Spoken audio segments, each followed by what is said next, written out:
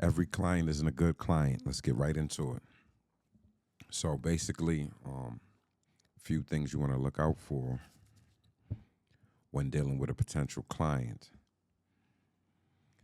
The first one could be the non-responsive client. You sign a contract, you look at properties, go through a couple showings, you reach out to them to follow through, you hear nothing back.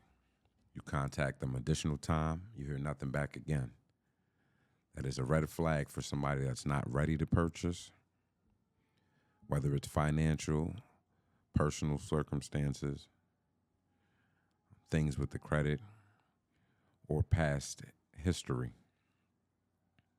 There's the impatient client, the one that is constantly reaching out to you several times a day, asking you if you're doing your job. You got to understand, when you hire an agent, you're trusting them to do their job.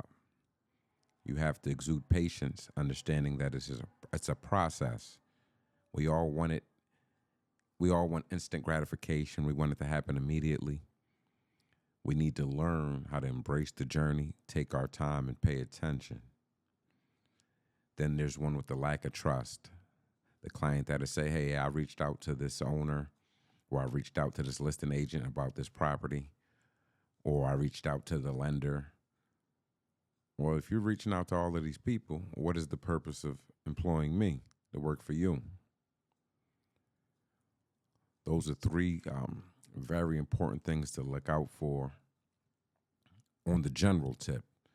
Now, there is the person that'll tell you initially, my credit is bad, or I've had prior evictions.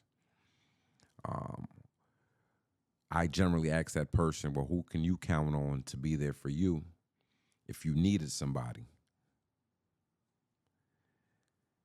If they don't have anybody, then that tells you a lot about the history, and that takes a very big portion of what the lender, the landlord, what they'll deal with. It's definitely based on your history. Now, we can't necessarily go back and erase that. We can only work on moving forward. When the history is generally not good, you have to be willing to make concessions. The beggar can't be the chooser. You definitely want to make sure they trust you before you take on a client, that they understand and trust the process also, to be patient.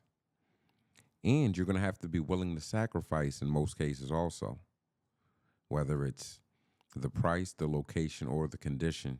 You need to understand that sacrifices are to be made to reach our goals.